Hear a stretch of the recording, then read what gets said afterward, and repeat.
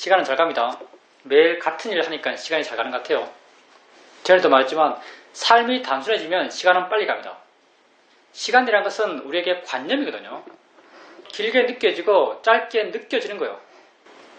새로운 일을 하면 시간은 길게 느껴지고 같은 일을 계속하면 시간은 짧게 느껴집니다. 여기 다 나름 연세들이 좀 있죠. 나를 포함해서 다 그러니까 삶에 새로운 게 별로 없고 어제 살았듯이 오늘 사는 경우가 많고 그러다 보니까 시간이 빨리 가고 일주일 지나서 발표를 일주일 만에 하는데 어제 한 것 같아요. 다 시간이 이렇게 빨리 가고 있습니다. 삶에서는 새로움이 별로 없어요, 여러분. 안 그런가요? 억지로 구하려면 구할 수 있겠죠. 근데 주된 여러분 삶의 모습, 주된 여러분의 삶의 모습은 비슷비슷하게 살걸요. 어제와 오늘이 별로 크게 안 다를걸요. 새롭고 신선해야 마음이 깨어나죠. 왜 나이가 들면 들수록 사람들이 어리석어지는가? 나이가 들면 들수록 모아가 강해진다 그러죠. 왜냐하면 새로움이 없으니까, 삶에서 관심이 없으니까 마음이 깨어나지 않아요. 관심이고 지혜죠. 지혜가 없어요. 그러니까 사람들이 나이가 들면 들수록 점점 어리석어져 가는 거죠. 그러니 우리가 새로움을 발견할 수 있는 그런 거리가 필요합니다. 관심이 생겨날 수 있는 그런 거리가 필요해요.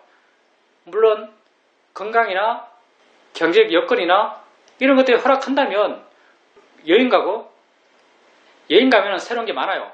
그런 걸 통해서 그런 새로운 관심들을 키울 수도 있겠지만 그건 엄청 제한적이죠. 항상 있는 것도 아니고. 여러분이 새롭게 관심 갖고 알고 싶어하고 깨어나고 할 수 있는 대상들은 여러분 자신이에요. 여러분은 세상에 대해서는 정말 세심하고요. 정말 열심히 살았고요. 정말 자세히 봤어요. 세상에 대해서는. 그래서 나름 세상에 대해서 할 말도 많아요. 평생 동안 봐왔으니까 저 사람은 어떤 사람이고 누구는 어떻고 이때는 어떻게 해야 되고 저때는 어떻게 해야 되고 그때 어떤 행동을 취해야 되고 어떤 말을 해야 되고 이런 거 여러분이 다른 사람에게 충고라고 하면서 많이 말하죠. 여러분 바깥 세상은 여러분이 살아오면서 지금까지 다 진짜 있다고 믿어왔고요. 거기에 대해서 나름 많이 분석했고요. 많이 기억했고요. 많이 판단했습니다. 많이 알아요. 근데 여러분이 사실 진짜 모르는 것은 여러분 자신이에요. 여러분 자신, 물론 여러분 수행한다면서 많이 봐왔지만 수행 이전에 여러분 한번 봐보세요. 여러분이 여러분 자신을 객관적으로 봐본 적이 사실 별로 없죠. 수행하기 이전에는 여러분 자신을 객관적으로 봐본 적이 별로 없어요. 그냥 대충 알았죠. 나는 이래라고, 나는 이런 존재라고 대충 자기를 알았어요. 그리고 온통 관심은 세상에 두고 있었죠. 그러니 자기 자신이 신기할 게 별로 없어요. 남들이 저 상황에서 저렇게 행동하면 여러분 마음은 강력히 반응했어요. 남들이 어떤 상황에서 저런 말을 하면 10년 동안 여러분 씹었어요. 안 그런가요? 걔가 그때 이런 말 했어. 이렇게 하면서. 안 잊어버려요. 굉장히 신기한 거거든요. 근데 내 자신이 저것 보고 보기 싫어하고 저것 듣고 듣기 싫어하고 저것 갖고 싶어서 꿈에서 나타나고 그 생각이 안 떠나고 어떤 사람 미워하면 그 사람이 없는데도 잠도 안 자면서 계속 그 사람 욕을 하고 그런 자신에 대해서는 그냥 당연시했죠. 원래 내가 이렇게 하는구나. 원래 난 이런 존재지. 라고 하면서 자기 자신에 대해서는 별로 신기하게 생각하지 않았어요. 내가 왜 이러지? 이런 반론을 별로 제기한 적이 없어요. 그렇게 하면 당연히 그렇게 하는 모양이다. 이렇게 알았죠. 세상에 대해서는 여러분이 지금까지 수많은 호기심을 갖고 수많은 관찰을 통해서 많이 알아요. 근데 여러분 자신에 대해서는 여러분이 별로 지금까지 호기심도 없었고 알려고 하는 마음도 없었고 별로 신기하지도 않아요.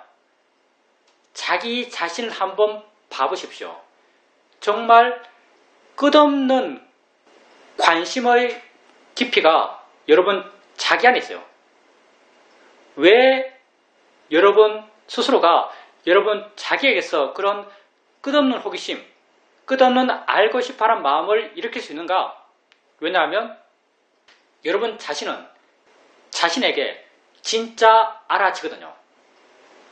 여러분은 자기 자신이 하고 있는 것, 본다는 것, 듣는다는 것, 느낀다는 것, 보기 싫어한다는 것, 듣기 싫어한다는 것, 생각이 끊어지지 않는다는 것, 화낸다는 것, 원망한다는 것, 이런 자기가 하고 있는 것을 실제 스스로 알아요. 남이 하는 것은 짐작이죠. 그 사람이 이런 이유로 저렇게 할 거야 라는 짐작이요. 내가 하는 것은 나의 직접적 체험이에요. 여러분이 정말 이러한 여러분 체험들, 여러분 삶의 경험들을 알아가 보십시오. 정말 이것만큼 신기한 건 세상에 없어요. 여러분이 나이가 더 들어가도 더 이상 어리석어지지 않을 수 있는 그런 가능성은요, 여러분 자신 안에 있습니다. 나는 무한한 신비의 존재예요. 눈 뜨면 본다는 게 신기해요. 안 신기한가요? 어떻게 보지? 눈 뜨면 봐요. 소리 있으면 들어요. 이거 신기한 거예요. 어떻게 듣죠? 소리가 뭐죠? 듣는 건 뭐죠? 생각을 한다는 것은 신기한 거예요. 어떻게 생각하죠? 마음이 도대체 뭘까요? 어떻게 내용을 떠올리죠? 감정을 느낀다는 건 신기한 거예요. 저것 보면서 왜 두려워하죠? 저것 보면 왜 사랑스러워요? 여러분의 삶에서 나타나는 모든 암들, 모든 삶의 경험들 하나같이 다 신기한 겁니다. 여러분은 정말 신기한 존재예요. 지금까지 여러분은 여러분 자신을 별로 봐본 적이 없어요. 그냥 두리뭉실하게 나는 이래라고 대충 알았죠. 세상에 대해서는 그렇게 관심이 많았으면서 남편, 딸, 집안 얼마나 관심이 많았어요.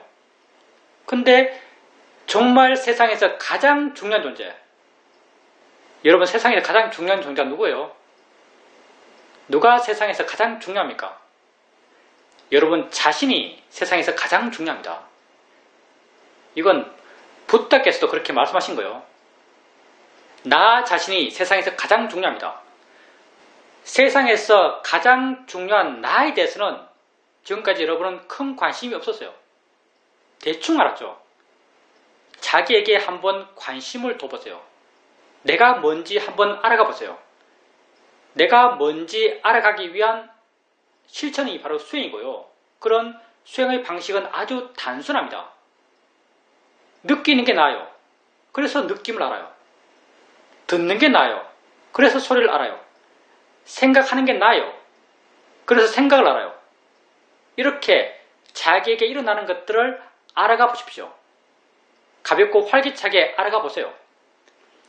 대상의 본질을 꿰뚫어 아는 것은요, 대상에 다가가서 가까이 가서 자세히 봐서가 아니에요. 대상의 본질, 일어나는 것을 지켜볼 때 그 내가 지켜보고 있는 것의 본질을 꿰뚫어 아는 마음은요, 그것부터 멀어져 있고 그것에 대해서 객관적이 되고 그것에 대해서 자유로운 마음으로 그걸 볼 때요. 그렇게 여러분이 여러분 자신을 반응할 때 여러분이 하고 있는 걸 보는 거예요. 느끼니까 느낌 알고, 들으니까 소리 알고, 생각하니까 생각 알고, 맛보니까 맛 알고, 냄새 있으니까 냄새 알고, 이렇게 자신이 하고 있는 삶의 경험들, 그런 경험들을 알아가 보세요. 가볍고 활기차게 바른 길을 일으켜주면서 물러나서, 바른 길을 왜 일으키는가? 물러나는 마음이 되기 위해서요.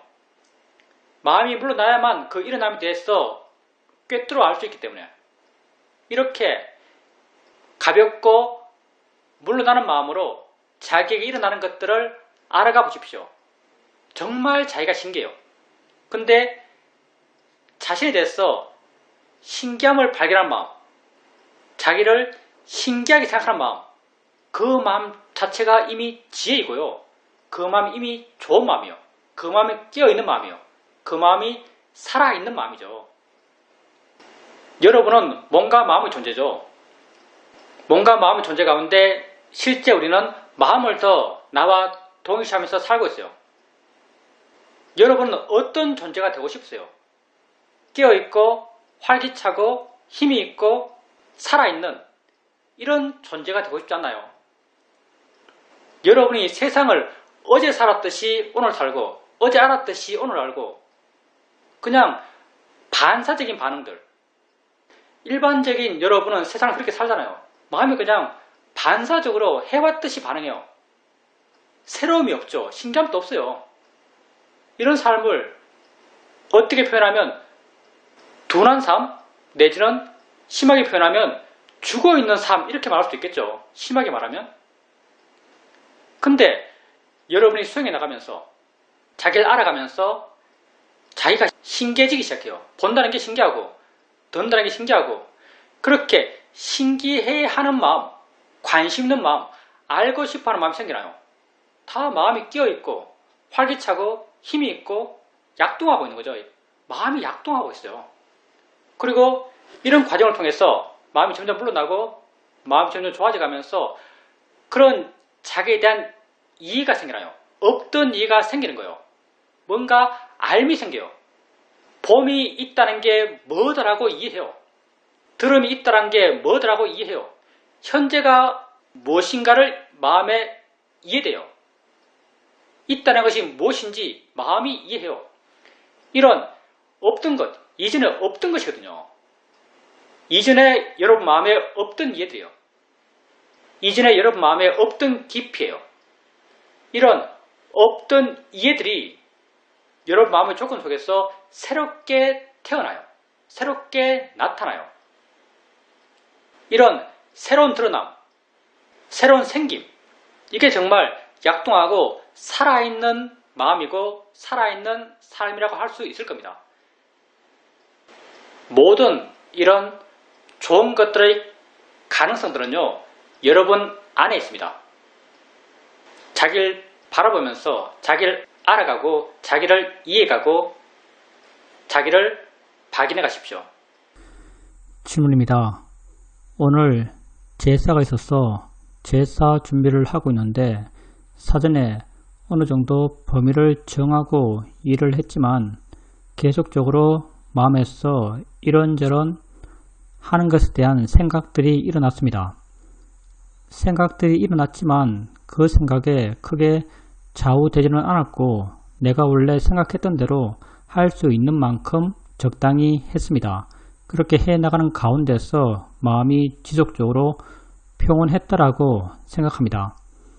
그리고 제사를 지내고 정리를 하고 있는데 싱크대에서 이렇게 서 있는데 한순간 척추 쪽에서 전기 자극 같은 것이 순간 확 왔습니다. 이런 경험을 처음 한 것도 아니고 올만해서 왔다고 생각되었고 그때 그 느낌을 알아지는 것으로 단지 대상으로서 그리고 원인이 있어서 생겼다는 자연의 이치로서 그렇게 보려고 했습니다. 그래서 그런 일어남에 대해서 마음이 크게 반응하지 않을 수 있었습니다. 우선 제사 지낼 때 뭔가를 하고 있으니까 어떤 행위들을 하고 있으니까 그 행위의 목적이 있으니까 그 행위의 목적에 대해서 내 마음이 항상 같을 수는 없어요. 내가 맨 처음 생각했을 때 요만큼 하면 되겠다라고 생각하고 일을 시작하지만 해나가면서 또 마음은 지가 알아서 또 이런 말을 하고 저런 말을 하고 이것 하자 저것 하자 더 많이 하자 너무 많다 별별 말을 다 하겠죠. 마음은 그렇게 말을 해요. 근데 만약에 그렇게 하는 말들을 내가 하는 생각이다. 내가 하고 있다. 내가 이런 생각을 하고 있다. 이렇게 그 말들과 내 자신이 딱 붙으면요. 내가 그것에 영향을 받아요. 마음은 매 순간순간 수많은 말들을 하고 있어요. 우리가 대충 그 말들을 모르거든요. 모르지만 마음이 그렇게 말할 때 마음은 우리에게 영향을 줍니다. 만약에 내가 내 앞에 접시가 있고 그 접시에 맛있는 부침개가 있다. 내가 젓가락을 갖고 집으러 간다. 그러면 내가 무엇을 집을지는 이미 정해져 있어요. 제일 맛있게 보이는 걸 집어요. 근데 그렇게 집으러 갈 때 마음이 지가 말합니다. 저것이라고 말해요. 정말 마음이 날카로우면 그게 들려요. 그게 일종의 생각이거든요.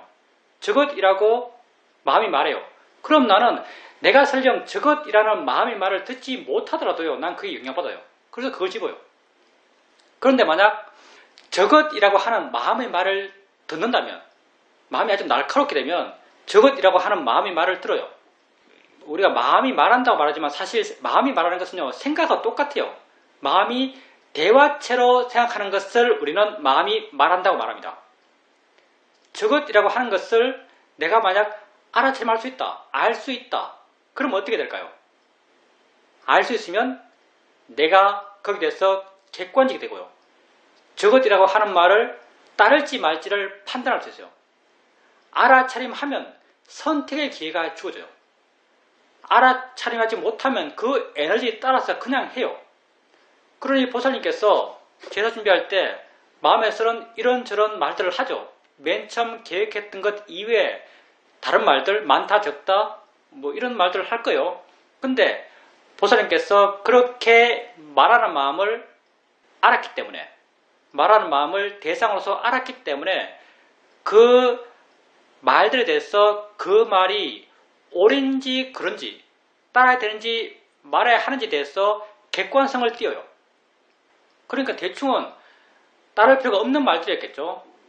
그러니 수행자님께서 마음이 설령 그렇게 말하더라도 그 말들을 안 따를 수 있었고, 별로 그 말에 끄달리지 않고 그 말이 하는 말에 대해서 동요하지 않으면서 원래 하고자 했던 것, 그걸 그냥 했고, 또 하고자 했던 걸 하고 난 뒤에도 그렇게 한 것에 대해서 잘했다, 적당히 잘했다고 스스로 만족해요.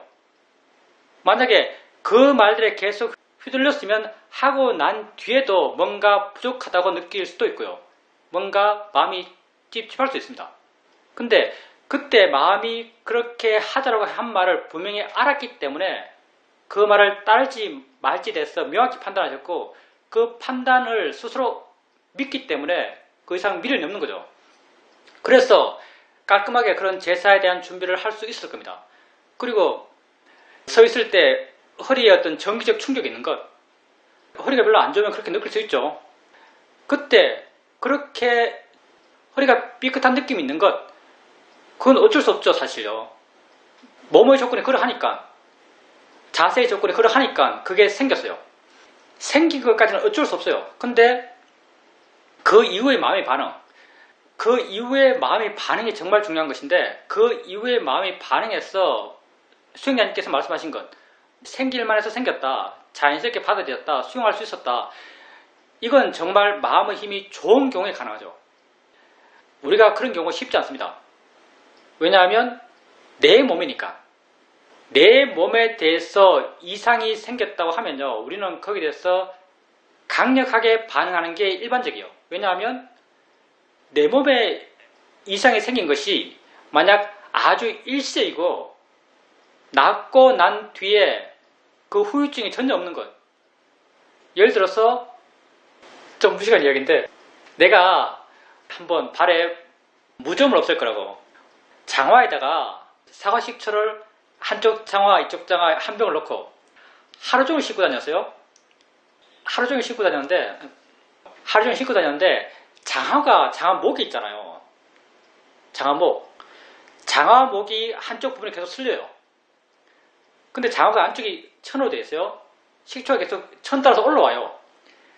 장화목이 계속 종아리 쪽으로 계속 쓸면서 그 장화목에 계속 식초가 계속 묻어 있는 거죠. 계속 빨리 올라오니까 삼투압으로 식초가 내 종아리를 계속 녹여요. 거의. 그때는 아픈지 몰랐거든요. 근데 나중에 보니까 끔찍할 정도로 상처가 생겼어요. 발이 문제가 아니고, 식초에 담겨있던 발이 문제가 아니고, 이 장화목이 쓸린 곳에 계속 식초가 침투해 들어가니까 그쪽 부분을 거의 녹였어요. 이 상처가 지금까지 있거든요. 이게 2년 전 이야기예요. 2년 동안 이게 잘 안 났어요. 지금 또 한 90% 내지는 95% 정도 나왔어요. 아직도 딱지가 다 떨어지지 않았어요. 상처가 이만큼 길고 두께가 이만큼 돼요. 양쪽 다. 아마 목욕탕 가서 사람들 보면 차 사고 나서 뭔가 평평한 뭐가 내 종아리를 이렇게 팍 쳐서 뚫고 들어온 것 같이 그런 느끼실 정도의 상처예요. 근데 이 상처가 나고 이 상처가 2년 동안 나아가면서 여기 대해서 한 번이라도 걱정하거나 한 번이라도 좀 염려한 마음을 일으킨 적이 한 번도 없어요. 왜냐하면 미래에 지속적으로 영향 주는 상처가 아니거든요.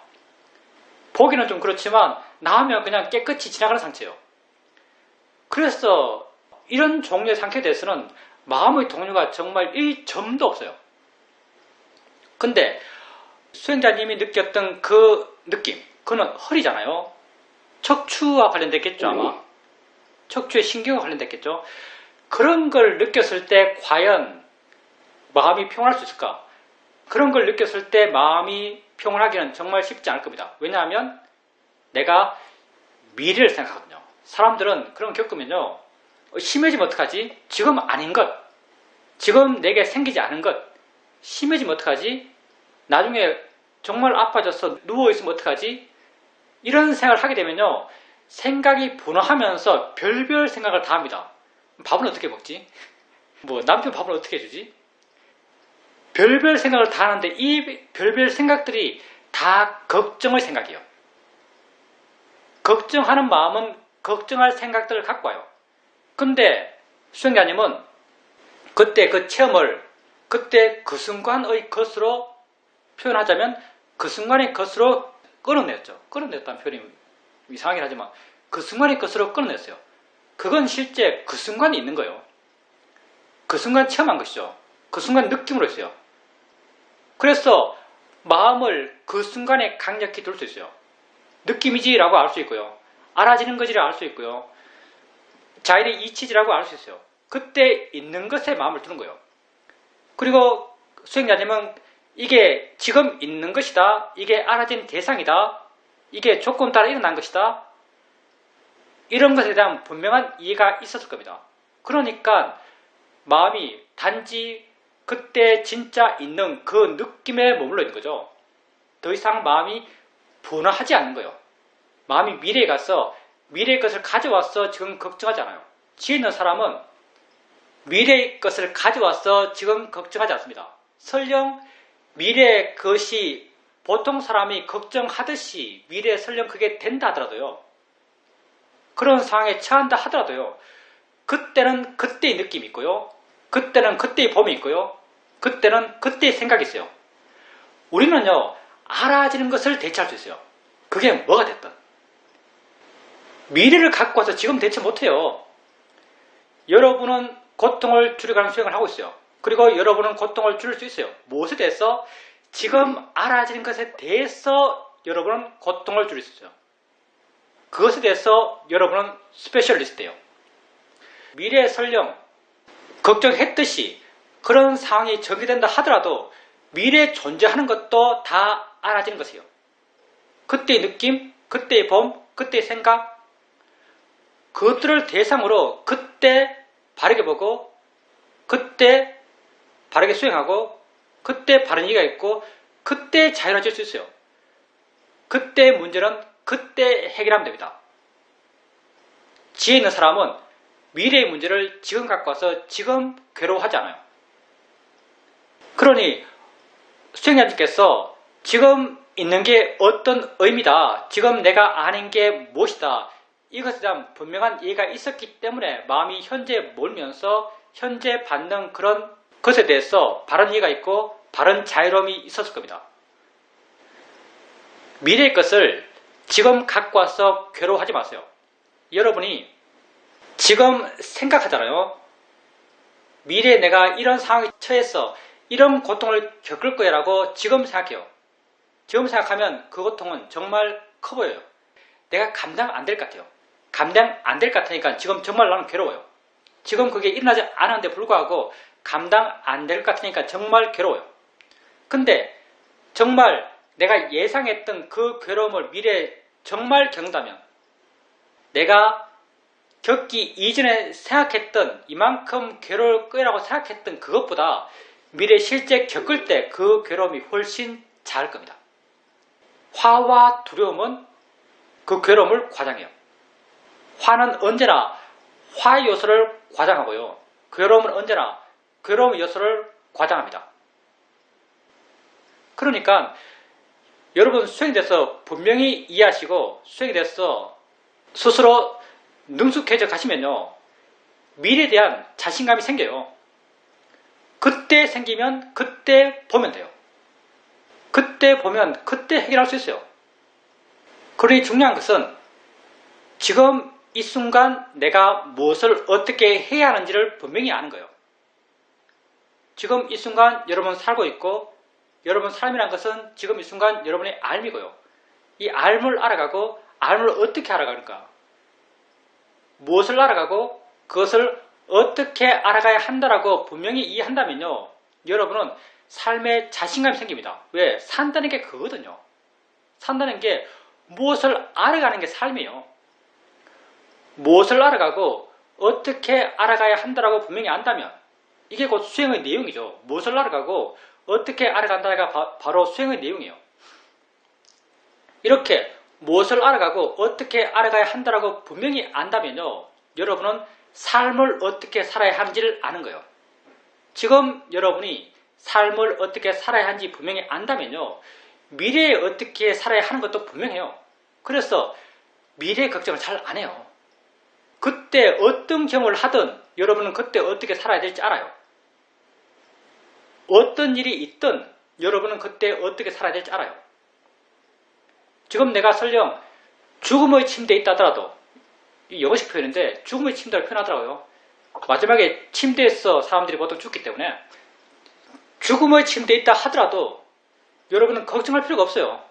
진짜 안다면 우리 물론 지혜가 제한적이지만 여러분이 진짜 안다면 그걸 두려워할 필요가 없어요. 왜? 그때도 여러분은 어떻게 살아야 할지 알거든요. 어떻게 사는 것이 최선인지 알거든요. 어떻게 사는 것이 의미있게 사는지를 알아요. 그렇게 살면 되는 거죠. 그때 그렇게 살면 됩니다. 그러니까 정말 바르게 이해한다면 미래의 고통을 지금 갖고 와서 받을 필요가 없고 안 받습니다. 그러니 수행자님이 그런 이해가 있었기 때문에 미래의 고통을 지금 갖고 와서 안 받을 수 있었던 거죠. 다음에도 그런 경우를 만나면 꼭 그렇게 하세요. 질문입니다. 한번 수행하면서 대상들을 보고 있는데 대상들이 샘물이 퐁퐁 솟아나면서 흘러가듯이 그렇게 대상들이 자유롭고 활기차게 끊임없이 일어나고 있다라고 느껴졌습니다. 아침에 일어나서 좌선을 하고 또 경행 대신 스트레칭을 하고 법문을 듣고 그렇게 수행하고 있었습니다. 이렇게 수행하고 있을 때 마음이 내 안에 있다고 느껴지고 나의 세상 속에서 살고 있다고 느껴지고 마음이 아주 가볍고 활기차고 좋다라고 느껴졌습니다. 손주책을 찾을 경우가 많습니다. 손주책이 안 보여서 이렇게 찾고 겨우겨우 찾아서 딸에게 책을 손주에게 주라고 전해주고 늦게 경전법회에 참석했었습니다. 그 순간 마음에 불만족스러운 마음, 화의 마음이 있다라고 알아졌습니다. 습관처럼 이렇게 화의 마음이 강하게 알아질 때 저는 이 화의 마음이 왜 일어났지? 라는 이런 원인 분석을 하려고 하는 그런 마음의 경이 강합니다. 그런데 그때 화의 마음이 생겨났고 화의 마음에 대해서 원인 분석을 하려고 하는 마음이 생겼을 때 그 순간 그 마음이 생긴 것을 알고 이걸 꼭 해야 돼? 이걸 할 필요가 있어? 단지 일어나는 것, 지금 알아지는 것, 지금 있는 것을 바르게 알면 되는 게 아닌가? 이런 마음이 따라서 일어났습니다. 그러니까 원인 분석을 하려고 하는 그런 마음의 힘이 확 줄어들었습니다. 이 경험을 하면서 뭔가 내 수행의 기본적 실천 방향이 좀 바뀌었다라는 느낌을 갖게 되었습니다. 스님께서 이전에 일어나는 것을 지속적으로 바르게 보게 되면 스스로 어떻게 그렇게 되었는지 원인은 내 스스로 확인할 수 없지만 내 마음에 근본적으로 어떤 경향성들, 마음의 자세들이 나도 모르게 바뀌어 간다라고 말씀하시는데 저도 내게 일어나는 것을 지속적으로 바르게 보려고 하는 그런 수행적 노력의 결과로서 내게 이전에 강하게 있었던 분석하려는 경향, 원인을 사유적으로 생각해서 찾으려고 하는 이런 경향들이 그런 수행을 통해서 많이 줄어든 것이 아닌가라는 생각을 하게 되었습니다. 그 수행자님이 수행에 대해서 그만큼 더 능숙해진 거죠. 사이독께서 하신 말씀 있죠. 수행을 시작하면서 가장 먼저 생겨야 할 지혜는 수행할 줄 아는 지혜다, 이렇게 말해요. 물론 우리가 수행을 오래 했어요. 많이 했어요. 열심히 했어요. 그렇지만 우리가 수행을 완전히 잘하는 건 아니에요. 사이독께서 네가 만약 수행을 완전히 잘하면 너는 지금 바로 아라이 될 수 있을 것이다, 이렇게 말해요. 네가 지금 수행을 완전히 잘 못하기 때문에 지금 너는 아라이 되지 못하는 것이다, 이렇게 말하죠. 수행의 능숙도는요, 지혜의 성숙도와 똑같이 가요. 수행이 일종의 테크닉이 아니에요. 그냥 높이뛰기 선수가 높이뛰기 어떻게 가서 잘 뛴다, 이런 기술적인 것이 다가 아니에요. 수행은 마음이 작용하고 있는 것이군요. 그래서 수행을 잘하는 데 있어서는 지혜의 성숙이 반드시 필요합니다.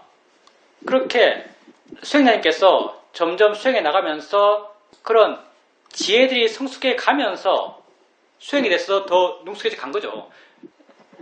알게 모르게 수행자님은 생각하고 생각을 한다는 것은 언어적으로 배를 시키는 거죠. 이것 원인, 이것 결과, 이것 원인, 이것 결과, 이것 때문에 이렇다고 이렇게 확정적으로 뭘 정하고 싶어요. 그게 생각하는 마음의 목적이죠. 확정적으로 뭘 정하고 싶어요. 근데 수행이라는 것 자체가요, 지혜라는 것 자체가 그렇게 정할 수가 없어요. 정해진 지혜는 뭔가 부족해요.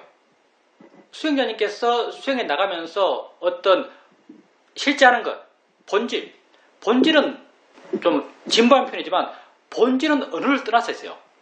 수행자님께서 실제하는 것, 본질에 대해서 좀 더 깊이 이해 나가면서 그것들을 언어적으로 명료하게 하는 것에 대해서 가치가 많이 줄어들지 않았을까 생각합니다. 그러니까 그때 수행자님 마음에서 뭔가 마음이 이럴 때 이거 왜 이렇지라고 원인을 따질 때 마음 한쪽에서 이거 그럴 필요가 없지. 그냥 지금 내게 알아진 것을 바르게 알고 있으면 그게 바르게 수행하는 것이라고 말을 해요. 이런 마음의 반응을 보았을 때 수행자님 스스로 알아요. 지금 든 마음이 옳다라고 알아요. 일어나는 것을 단지 바르게 알면 되지라고 하는 이 마음이 바른 마음이다, 이렇게 하는 것이 바른 수행이다라고 수행자님 스스로 그때 알 수 있어요. 스스로 아주 분명히 판단할 수 있죠. 내가 옳다, 내가 바르다, 내가 바르게 이 순간을 살고 있다고 스스로 알 수 있습니다. 이런 느낌들이 다 지혜의 느낌이고요. 그런 과정들이 다 지혜의 과정들이에요. 우리는 지혜 명상을 하고 있고요. 우리 수행에서 수행하는 것이 되었든 이해가 되었든 반응이 되었든 지혜를 떠나서 존재하는 건 아무것도 없습니다. 다 지혜적 이야기들이에요. 그리고 수행자님이 아까 맨 처음 말씀하실 때 일어나는 것들이 자유롭게 일어나고 있는데 그 일어나는 모습이 마치 시냇물이 퐁퐁 올라오면서 맑게 흘러가는 그런 느낌을 가졌다고 이렇게 말씀하셨어요. 근데 그 느낌도 마찬가지죠. 일어나는 것이 그렇게 맑고 깨끗하고 자유롭고 활기차게 일어나는 게 아니에요, 사실요. 수행자님 마음이 그렇게 밝고 깨끗하고 활기차고 새로워요. 마음이 그렇게 새로우니까 일어남에 대해서 그런 새로움이 느껴지는 거죠. 그것 또한 일어남에 대해서 신기함, 궁금함, 관심, 이런 지혜적 마음들이 수행하는 마음이 있기 때문에 일어나는 것에 대해서 그렇게 느끼는 거죠. 다 마음이 그렇게 좋기 때문에요. 이렇게 우리가 수행해 나가면서 점점 어떤 이해들이 깊어져 나고요. 이해가 깊어지면서 그런 뭐가 뭐더라고 하는 언어적 정함들, 언어적 정함에 대한 유혹이 줄어들어요. 단지 해나가는 쪽으로, 단지 해나가는 것에 대해서 만족하는 마음이 생겨납니다. 수행자님의 어떤 수행적 태도들이 조금씩 그렇게 변해가고 있다고 느껴집니다. 그냥 수행이란 것은 하는 거예요. 되는 것은 나중에 이야기예요. 그리고 내가 수행을 해가면서 어떤 체험을 하고 그 체험에 대해서 그 체험의 원인과 결과에 대해서 분석할 때 그 분석은 굉장히 복잡해요. 근데 내가 수행을 해나가면서 나는 단지 수행을 해나갈 때 그 뒤를 따라서 마음이, 물론 지혜의 마음이겠죠. 지혜의 마음이 알아서 그 과정을 정리해요. 지혜의 마음이 알아서 그 과정을 정리할 때는요, 그 과정에 대한 정리는 아주 단순해요. 단순하면 단순할수록 수행은 바른 겁니다. 수행을 바르게 하고 능숙하게 하면 할수록요, 수행이라는 것은 단순해집니다. 그러니까 너무 복잡하게 이런저런 말을 갖고 와서 자기 수행을 분석하고 판단하고 정하려고 하지 마세요. 수행자님 말씀처럼 그냥 해 나가시면 됩니다. 그러면 마음의 조건을 따라서 마음지가 알아서 할 걸 해요. 정리할 걸 정리하고 그걸로 충분합니다. 수행자님은 단지 수행하는 것만이 필요해요. 바르게 수행하는 것만이 필요합니다. 수행자님 말씀을 들으면서 느낀 건 정말 열심히 수행하신다 생각이 듭니다. 아침에 일어나셔서 나름 스케줄 갖고 꾸준히 그렇게 수행하는 것, 삶 속에서 그렇게 수행하는 게 썩 쉽지는 않을 텐데, 여러분이 일반적으로 삶 속에 수행해요. 삶 속에 수행하시죠. 여러분에게 가장 개인적인 시간을 가질 수 있는 시간은요, 주로 새벽과 아침입니다. 그렇게 생각돼요. 내가 이런저런 분들하고 수행 이야기를 해보면요, 오후 시간 내지는 저녁 시간에 수행한다는 사람은 찾기 힘들어요.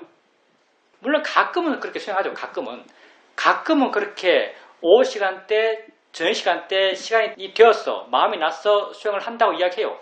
근데 대부분의 사람들은 자기 마음대로 할 수 있는 시간이 주로 새벽과 아침이라고 이야기하고요. 정기적으로 정해놓고 하는 수행 시간이 대부분 새벽과 아침 시간이에요. 여러분도 수행을 꾸준하게 하시는 분들 대부분이 그렇지 않을까 생각합니다. 그러면 새벽과 아침에 주로 수행한다고 한다면요, 정해야 될 것은 최소한의 수행하는 시간. 너무 많이 이렇게 아침에 4시에 일어나서 5시까지 좌선, 6시까지 경행, 7시까지 좌선, 6시까지 경행, 8시 밥 먹고 1시간 쉬었다가 10시부터 좌선, 이렇게 너무 많은 시간을 잡지는 마시고요. 할 수 있다면 좋겠지만 여러분이 꼭 정해야 될 것은요, 최소한의 수행하는 시간. 얼마가 되었든 그건 각자의 역량이겠죠. 최소한의 수행의 시간을 정하고요. 내가 큰 무리 없이 할 수 있는 시간 정도면 충분해요. 최소한의 수행의 시간을 정하고 이 시간만은 꼭 수행하겠다고 마음을 갖고요. 이 시간만 지키려고 하면 돼요. 그 이외의 시간은 여유가 있으면 하는 거예요. 마음이 나면 하는 거죠. 근데 최소한의 시간은요, 하기 싫어도 하는 것을 추천합니다. 정말 힘들어도 하는 것을 추천해요. 그게 전반적으로 여러분 마음이나 여러분 수행에 도움돼요.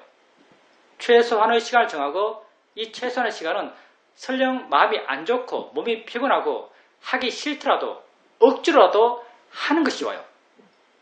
그리고 나머지 시간들은 할 수 있을 때 할 수 있을 만큼 하면 됩니다. 여유 있을 때 할 수 있을 만큼 하면 돼요.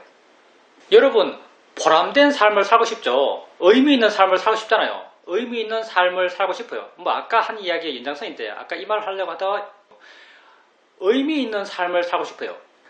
의미 있는 삶, 한번 생각해 봅시다. 의미 있는 삶, 남이 저 사람 참 삶을 의미 있게 사네라고 하는 남의 인정을 받고 싶으세요?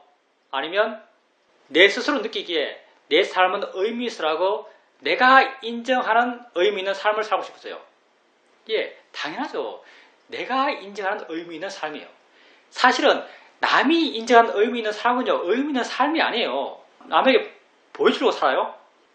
남이 인정하는 의미 있는 삶은요, 그냥 그 사람, 인정해주는 그 사람의 문제예요.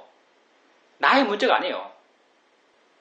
내게 의미 있는 삶이라는 것은요, 곧 내가 인정하는 의미 있는 삶이에요. 우리는 의미 있는 삶을 살고 싶어요. 내가 인정하는 의미 있는 삶을 살고 싶어요. 그러면 내가 인정하는 의미 있는 삶은 어디 있을까요? 어디라는 것은 시간을 말해요. 내 인생에 있을까요? 내 삶에 있을까요? 아닙니다.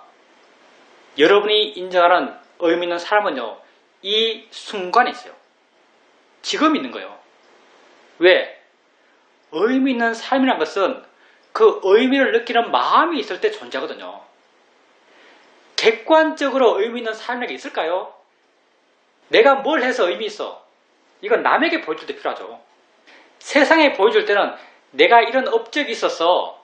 그래서 내 삶이 의미 있지 않니? 라고 세상에겐 보여줄 수 있어요. 근데 내가 거기서 의미를 느껴요. 여러분 살아오면서 알게 모르게 많은 위대한 일을 했어요. 애들을 키웠죠. 그 인간 같지 않은 갓난아이를 저렇게 키워서 인간처럼 만들었어요. 위대한 업적을 이뤘어요. 생명을 잉태했잖아요. 얼마나 대단한 일이에요. 이 세상에 없던 생명을 이 세상에 내놨어요. 정말 대단한 일을 했죠. 여러분이 이런 류의 많은 일들을 이 세상에 했습니다. 이 세상에 나와서 했어요. 과거의 것이죠. 과거에 그렇게 했던 위대한 일들, 어떤 측면을 보면 위대해요. 내가 거기서 위대함을 느낄 수도 있어요. 근데 여러분이 했던 과거의 일들, 그 많은 일들 가운데 여러분이 지금 그 어디 있어서 내 삶은 보람돼, 가치 있어, 의미 있어라고 이런 느끼는 게 있나요? 남에게 말해줄 때는 있어요. 남에게 말해줄 때는 내가 과거에 이런 걸 했어 라고 하면서 자기 삶의 의미를 남에게 어필할 수 있어요.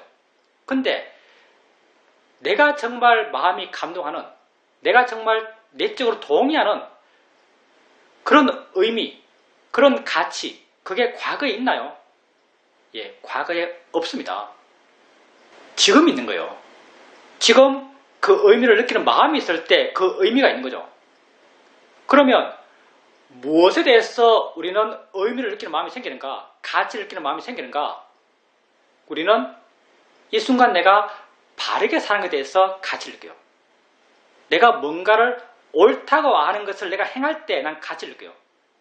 아까 인터뷰에서 수행자님 말씀을 빌어온다면 내가 마음이 이런데 이 마음이 왜 이렇지라고 원인을 따져가려고 할 때 마음 한쪽에서 지의 마음이죠. 지의 마음이 그거 필요 없어. 이 순간 있는 걸 알아채는 대로 바르게 알면 돼 라고 한쪽에 있는 마음이 말해요. 그때 나는 알아요. 이 두 마음 가운데 한 마음은 원인을 분석하자. 한 마음은 단지 알면 돼. 이 두 마음 가운데 단지 알면 돼 라고 하는 이 마음이 보여주는 그 길이 바른 길이라고 알아요. 이 말을 듣고 그때는 여기다 분명한 확신이 있어요. 그리고 옳다고 아는 대로 행해요. 그때 알아지는 느낌 알고 대상이야 바르게 알고 그때 아는 소리 알고 자연의 이치지하고 소리 알고 이렇게 그때 알아지는 것을 바르게 알아가고 이렇게 그때 알아지는 것을 바르게 알아가는 것 그것이 그 순간 바른 삶의 방식이라고 내가 알아요. 내가 바른 삶의 방식이라고 분명히 이해한 대로 알고 있는 대로 내가 살면요. 나는 그 순간 의미를 느껴요. 참 바르다. 참 참되다. 참 의미 있다. 내가 의식적으로 사유해서 의미 있네, 참되네, 가치 있네 이렇게 사유하는 게 아니에요. 마음이 그냥 느껴요. 의미 있다고 느껴요. 마음이. 느끼는 마음이 저절로 일어나요. 가치 있다고 마음이 저절로 느껴요. 우리는 이걸 신심이라고 부르기도 하죠. 마음이 조건되니까 지 스스로 느끼는 거예요. 내가 그 순간 옳고 바르게 살아갈 때 가장 옳고 바르게 살아가는 것은 바르게 수행하는 겁니다. 내가 그 순간 옳고 바르게 살아갈 때 나는 그 순간 의미를 느껴요. 내 삶의 의미를 느껴요. 내 삶이란 것은 그 순간 있을 뿐입니다. 그러니 여러분 삶의 의미, 삶의 보람도 항상 이 순간에 있을 뿐이에요. 우리는 이 순간에 살 뿐이고요. 좋은 것도 지금 있고 안 좋은 것도 지금 있어요. 그러니까 우리가 죽음의 침대에 있을 때도 우리는 그때도 살아있거든요. 그때도 살아있어요. 그때도 생명이에요. 그때도 봐요. 그때도 느껴요. 그때도 아파해요. 그때도 불안해해요. 살아있는 거죠. 뭔가 마음의 작용이 있는 존재예요. 그때 나는 무엇의 의미를 느끼겠어요? 살아있는데 살아있는 존재로서 생명으로서 어디서 우리는 이 생명의 가치를 찾겠어요? 그때도 우리에겐 바른 삶의 방식이 있거든요. 지금 내가 살아가는 바른 삶의 방식과 그때 내가 살아가야 할 바른 삶의 방식은 똑같아요. 그때도 알아지는 것이 있고요. 그때 불안한 마음이 있어요. 수행에 능숙한 우리는요. 그때 조건 속에 자연스럽게 생겨난 불안한 마음을 어떻게 보는 것이 옳은지 알아요. 그때 나는 마음이네 라고 알아요. 마음 지가 하네 라고 알아요. 알아지는 거네 라고 알아요. 대상일 뿐이지라고 알아요. 마음은 불안하지만 나는 불안할 필요가 없지라고 이해해요. 그리고 이렇게 하는 것이 옳다라고 내 스스로 알아요. 몸이 고통스러울 때 그 고통의 느낌을 느낌이네라고 알아요. 느낌일 뿐이지라고 알아요. 알아진 대상이지라고 알아요. 몸은 아프지만 나는 아플 필요가 없지라고 알아요. 물러나서 가볍게 지켜보고 있어요. 이렇게 그 느낌을 아는 것이 바르고 옳고 참되다고 난 이해하고 있어요. 그러면 내가 사회적으로 논리적으로 이렇게 사는 게 옳아라고 하는 게 아니고요. 그 순간 마음에서 그 순간의 가치, 보람, 의미를 느끼는 마음이 생겨나요. 가치 있게 산다라고 내 스스로 알아요. 그때 그렇게 가치 있게 산다라고 내 스스로 알았을 때 내 마음에 기쁨이 생길 수도 있어요. 살아있는 한 우리는 의미 있어요. 왜? 바른 길이 있거든요. 바른 삶의 방식이 있어요. 내가 이 순간 바르게 산다면 나는 기뻐해요. 옳고 바른 것에 지혜는 기뻐하거든요. 그러니까 우리가 삶 속에서 어떤 경험을 하든 어떤 걸 겪든 어떤 체험을 하든 우린 거기에서 옳고 바른 삶의 태도를 취할 수 있고요. 세상의 내용이 아무리 부정적이더라도 우린 거기서 보람을 얻을 수 있어요. 세상의 내용이 뭐가 되었든 그건 다 알아지는 것이고요. 알아지는 것을 바르고 참되게 알아가는 것, 그게 우리가 하고 있는 수행이고요. 내가 알아진 것에 대해서 바르고 참되게 알아갈 때 난 그 길이 옳다라고 내적으로 이해하고 있고요. 옳고 바른 길을 걸어간 나 자신에 대해서 나는 믿음이 생겨나요. 의지할 수 있어요. 그리고 이렇게 살아간 자신에 대해서 내 내적으로 기쁜 마음이 생길 수도 있습니다. 다 여러분이 여러분 안에서 만들어가는 그런 참됨과 기쁨들이에요. 세상이 내게 주는 것이 아니고요. 내가 내 안에서 발견해갈 수 있는, 만들어갈 수 있는 그런 참됨과 옳음과 기쁨들이죠. 이런 가능성들, 이런 능력들은요, 여러분 각자 다 갖고 있습니다. 하는 것은 간단해요. 말은 굉장히 거창하지만요. 하는 것은 그렇게 되기 위한 여러분의 노력의 방법은요, 굉장히 단순합니다. 지금 있는 걸 아는 거예요. 알고 그걸 바르게 하려고 하는 거예요. 대상이야라고 하는 거예요. 자연의 이치라고 하는 거예요. 느낌일 뿐이지라고 하는 거죠. 생각일 뿐이지라고 알아가는 거예요. 알고 바르게 알고, 알고 바르게 알고, 가볍게 알고 자유롭게 알아가고, 이렇게 알아가면서 점점 수행하는 마음이 좋아지고 지혜가 생겨나고 이해가 생겨나고 이해가 자연스럽게 작용하고 마음이 더욱 좋아지고 바른 생각들, 바른 마음들, 이런 것들이 자연스럽게 일어나고 옳고 바르게 살아갈 때, 옳고 바르게 살아가는 것, 그게 옳고 바르게 수행하는 거죠. 옳고 바르게 살아갈 때 그 옳고 바른 삶의 방식이 바르고 옳고 의미 있다고 내 스스로 알고 그 의미를 느끼는 마음이 생겨나고 보람이 느껴지고 가치가 느껴지고 이런 마음이 생기는 게 자연스럽죠. 왜? 우리의 수행 방법은 옳거든요. 참되거든요. 나를 이해하고 나로부터 자유로워지는 거예요. 고통을 줄여요. 내 행복을 위한 길이에요. 그러니 그런 방식으로 살아간 나 자신에 대해서 가치 있고 보람 있게 안 느낄 수가 없죠. 그러니 여러분 삶의 보람과 가치를요, 멀리서 찾지 마십시오. 인생에 있잖아요.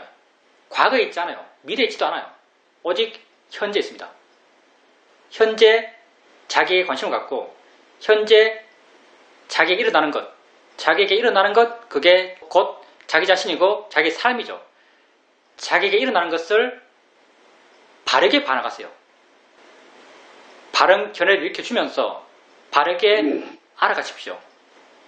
모든 가치 있는 것이 다 드러납니다. 모든 참되고 가치 있는 것이 자연스럽게 드러날 것입니다. 질문입니다. 요즘은 바쁘고 활기차게 살아가고 있습니다. 그런데 이게 수행적으로 과연 바른가에 대해서는 내 스스로 분명한 확신을 하고 있지는 못합니다. 코로나 기간 동안에 주로 집에 갇혀 있었고 집에 나 혼자 있으면서는 수행하려고 많은 노력을 했습니다. 그런 노력을 통해서 수행적 이해나 수행 방법에 대한 이해가 많이 깊어졌다라고 내 스스로 생각합니다. 그렇지만 그 기간 동안 내 마음엔 알게 모르게 답답하다, 심심하다 이런 마음도 일정 부분 있었던 것 같습니다. 지금은 코로나에 대해서 사람들이 별로 크게 의식하지 않고 있고 이런저런 모임들도 많습니다. 그런데 지금 내 마음을 움직이고 내 삶을 결정하는 것은 그런 수행적 에너지라기보다는 세상에 대한 에너지인 것 같습니다.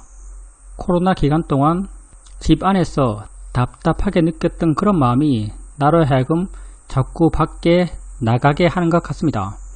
이렇게 수행적 관심보다는 세상에 대해서 더 관심 있고 모임에 자꾸 참석하려고 그러고 이런 내 마음의 성향을 보면서 뭔가 좀 문제가 있다라고 생각됩니다. 우리가 중생이니까요. 세상에 대해서 관심이 많아요. 그리고 세상에 대해서 우리는 여전히 많은 가치들을 부여하고 있어요. 욕심이 아직 여전히 우리에게 가장 강력한 마음의 에너지고요. 지혜가 클까요? 욕심이 클까요? 여러분 각자에게 지혜의 힘과 욕심의 힘 가운데 뭐가 클까요? 욕심은 평생 닦고 왔고요. 욕심의 수행은 평생 해왔습니다. 지혜의 수행은 10년 했고요. 10년 했지만 10년 중에서도 있을 때보다 없을 때가 많았겠죠 아마? 지혜도? 욕심은 평생 동안 거의 한순간도 없을 때가 없었어요. 그러니 욕심의 수행을 아주 오래 했고 욕심이 우리에게 아주 강한 건 당연하고요. 그리고 욕심은 당연히 대상을 원하고요. 내 바깥을 향한 것이고요. 내 바깥에서 욕심이 작용하는 것이고 바깥에 어떤 모임이 있다면 욕심의 마음이 주제도 명확하지 않은데도 가면 좋을 거야. 가면 뭐가 있을 거야. 새로움이 있을 거야. 즐거움이 있을 거야. 이렇게 명확하게 주제를 떠올리지 않지만 무조건 그쪽으로 밀어요. 이렇게 욕심이 밀 때 우리는 저항을 잘 못합니다. 욕심이 밀 때는 저항을 잘 못해요. 물론 정말 마음이 좋다면은 마음이 이렇게 한다, 욕심의 마음이다, 욕심이 한다 라고 이렇게 알게 되면 다음 순간 판단하는 마음이 자연스럽게 생겨나요. 욕심을 따라야 할 것인가 말아야 할 것인가. 정말 마음이 깨끗하고 정말 날카롭다면요. 욕심이 시키는 대로 안 하는 것이 옳다라고 아는 순간 욕심 에너지가 확 줄어요. 욕심 에너지가 사라져버려요. 정말 마음이 날카로우면. 근데 우리가 욕심을 이해하는 것은 이런 수준이 못 되거든요. 우리가 욕심을 이해해도 설령요. 욕심의 마음이 그렇게 정체를 잘 안 드러내요. 우리가 욕심의 마음이다라고 설령 안다 하더라도 대충 짐작하는 것이지 욕심의 마음을 있는 그대로 잘 몰라요. 작용으로서 성질로서 하는 것으로서 욕심의 마음을 있는 그대로 잘 몰라요. 그래서 설령 이해를 한다 하더라도 이해도 두리뭉실해요. 설령 그때 내가 욕심의 마음이 시키는 걸 안 하는 게 옳아라고 안다 하더라도 그게 명료한 지혜로서 드러나는 100% 이해가 아니고요. 많은 경우 사유가 많이 붙어있는 그런 종류의 이해예요. 그러니까 그 반대편에 있는 욕심의 에너지도 여전히 있고요. 그래서 설령 내가 그때 욕심의 마음이 시키는 것을 안 하는 게 옳아라고 결론 내고 알더라도요. 욕심의 마음이 여전히 살아있기 때문에 에너지가 안 줄었기 때문에 계속 또 밀고 가고요. 계속 또 밀고 가다 보면 어느 순간 밀려가 있어요. 이건 우리 능력이 안 되는 것이고요. 안 되는 것에 있어서는요. 할 만큼 하고 안 되면 어쩔 수 없어요. 안 된다고 하더라도 너무 스스로를 자책할 필요 없습니다. 그것 되는 사람이 정말 작거든요. 욕심의 마음으로부터 자유롭다면 욕심의 마음이 시키는 걸 정말 옳지 않다라고 알아서 안 할 수 있다면요. 그 사람은 전혀 다른 삶을 삽니다. 우리 웬만큼 그게 잘 안 돼요. 그러니 그렇게 욕심의 마음이 시킬 때요. 한번 저항해보는 건 중요합니다. 힘없이 달려가는 건 정말 별로 안 좋고요. 욕심이 뭐 하라고 할 때 마음이 이미 들떠있어요. 별로 기분이 안 좋아요. 이미. 원하는 마음도 있지만 마음이 들떠서 이렇게 우왕좌왕하는 마음이 느껴져요. 가고 싶어하는 마음, 나가고 싶어하는 마음이. 그때 한번 알아주는 것은 중요합니다. 욕심이네? 욕심이 마음이 하고 싶어 하네? 이렇게 알아주는 것, 그걸 하는 것이 중요하고요. 그리고 마음이 약하니까 또 끌려가요. 끌려가서 나가요. 나가서 보면요, 나를 완전히 잊어버리면 같이 수다 떨고 같이 흥분하고 같이 들떠서 막 휘둘러 가지만요, 수행자님께서 조그만 객관성을 띄면, 조금만 물러나면, 저런 이야기 뭐죠? 재밌다 저렇게 하지? 저건 뭐죠? 중요한 건가? 이런 마음이 생깁니다. 내가 기대했던 만큼 재밌잖아요. 내가 기대했던 만큼 즐겁잖아요. 그때 분명히 확인해야 될 것은요, 욕심이 나를 하여금 기대하게 했던 그만큼의 즐거움이 아니라는 걸 알아야 돼요. 욕심이 언제나 과장되게 내게 뭔가를 기대하게 했어요. 그만큼은 아니에요. 조금만 객관적이 되면요, 별로 맛있지 않고요, 별로 재밌지 않고요, 별로 대단하지 않아요. 이렇게 별로 대단하지 않다는 것, 그것을 분명히 아셔야 되고요. 그러면 조금 마음이 가라앉습니다. 그리고 그때 이렇게 마음이 가라앉으면 그때 알아진 걸 대상으로 할 수 있을 만큼 수행할 수 있어요. 이런 게 자꾸 사역하다 보면요, 나중에는 욕심이 이렇게 가자 그래도요, 마음이 거기에 대해서 반발하는 마음이 생겨나요. 그거 별것 아닐 건데 뭐라는 반발이 생겨나요. 그거 별것 아닐 건데 뭐라는 반발이 생겨나요. 그렇게 조금씩 욕심에 대한 마음이 변해가면서 욕심에 대한 대처가 돼요. 그러니 지금 수행자님이 필요한 건요, 설령 그런 불만족들, 공허함들, 부족한 것들을 채우기 위해서 마음이 바깥을 찾고 바깥을 향한다 하더라도요, 그걸 너무 부정적으로 생각하고 스스로 불만족스럽게 생각할 필요는 없습니다. 그냥 그때 그 순간 있는 걸 알면 되지라는 수용적 마음을 가질 필요가 있어요. 욕심이 있을 때도, 욕심이 수행자님을 시킬 때도 그렇게 알면 되고요, 욕심이 시키는 대로 어떤 걸 할 때도 그렇게 알면 돼요. 그렇게 순간순간 있는 걸 바르게 알아가다 보면요, 알게 모르게 내 마음에서 암들이 생겨나면서 어떤 정리가 되면서 다음에 욕심이 내게 뭔가를 보여줄 때 그걸 100% 안 믿는 마음이 생겨나요. 안 믿는 마음이 생겨나면 욕심의 제시하는 방향대로 하고자 하는 마음의 에너지 또한 줄어듭니다. 질문입니다. 스님께서 자기에게 관심을 갖고 자기에 대해서 호기심이 생기는 마음이 중요하다 이렇게 말씀하셨는데, 수행을 해 가더라도 이런 호기심이 잘 안 생깁니다. 자기를 자꾸 알아가다 보면 호기심이 생겨요. 그냥 대충 자기가 아니고요, 지금 실제 있는 자기라는 것은 봄, 드럼, 느낌, 생각, 맛, 냄새예요. 내 삶의 실제 경험들이죠. 내 삶의 경험들을 지속적으로 알아가다 보면요, 그 경험들에 대해서 관심이 안 생길 수가 없습니다. 질문입니다. 내 책상 머리맡에 방가 사유상이 놓여 있습니다. 방가 사유상의 미소를 보면서 나는 지속적으로 어떻게, 마음이 도대체 어떻길래 저런 미소를 지을 수 있을까라는 그런 관심이 있습니다. 그런데 이렇게 내 밖에 있는 것에 대해서는 관심이 있는데 내 자신에 대해서는 이런 관심이 없을까라는 생각을 합니다. 그게 좀 이상하지 않나요? 방가 사유상은 예술가가 만들어낸 거예요. 그 나무거든요. 인격체가 아니에요. 예술가가 저 미소를 어떻게 만들었지 하면 좀 앞뒤가 맞는 말이죠. 그 조각가가 어떻게 저걸 조각해냈지? 이건 말이 돼요. 어떻게 저런 미소를 지을 수 있지? 이건 모르겠습니다. 어떻게 저런 미소를 지을 수 있지라고 하는 그런 관심을요, 자기에게 돌려서 내가 어떻게 화내지? 그거 보면서 왜 화내지? 얼굴이 왜 이렇게 찡그러져 있지?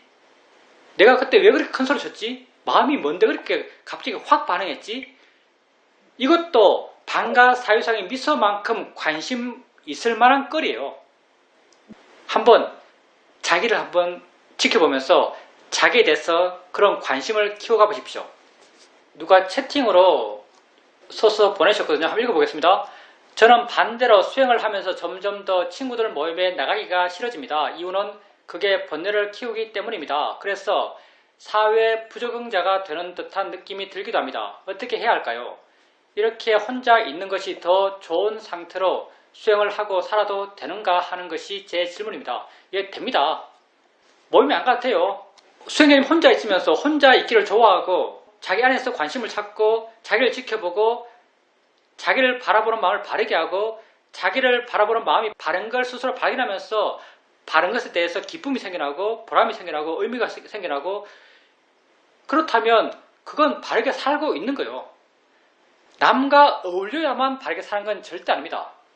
물론 보통 사람들이 자기를 지켜보지 않고 기쁨을 찾을 거리가 없는 사람들이 남과 어울리지 않고 살면 그건 문제가 될 수 있어요. 왜냐하면 남과 함께 있으면 마음이 깨어나고 활기차지는 건 그렇게 되거든요. 보통 사람들의 좋은 마음, 그런 건 남과 함께 있을 때 쉽게 형성돼요. 보통 사람들이 남과 함께 있지 않고 혼자 있게 되면요, 우리는 나를 괴롭히는 데 익숙해요. 가만히 있으면 나는 나를 괴롭힙니다. 미래에 대한 불안감, 이렇게 살고 있는 자기 삶에 대한 불만족들, 그런 불만족들이 불만족스러운 생각을 하고 불만족스러운 생각들이 더 불만족을 키우고 나를 싫어하고 우울해지고 부정적이 되고 이렇게 보통 사람들이 혼자 있는 건요, 자기 내적으로 부정적인 것이 사기가기 쉬워요. 그래서 이런 사람들에게 있어서는요, 밖에 나가서 타인을 만나고 모임에 참석하고 말하고 함께 떠들고 이걸 심리학에서는 태양보기 운동 이렇게 말하더라고요. 태양보기. 밖에 나가는 거죠. 태양보기 운동 그게 필요해요. 그 사람들에겐. 근데 수행하는 사람은요, 혼자 있어도 가치를 찾아요. 가치를 느껴요. 가치 있는 게 존재해요. 자기를 바라보고 자기를 이해하고 바르게 보고 바르게 이해하고 마음이 좋아지고 기뻐지고 그렇다면은 마음이 안 좋아지지 않습니다. 더 좋은 마음이 생겨나요. 남과 함께 있을 때보다 혼자 있을 때 마음이 더 좋다면은 혼자 있는 거죠. 붓다는 비유가 숲에 혼자 있으면 나는 기쁘다 그랬어요.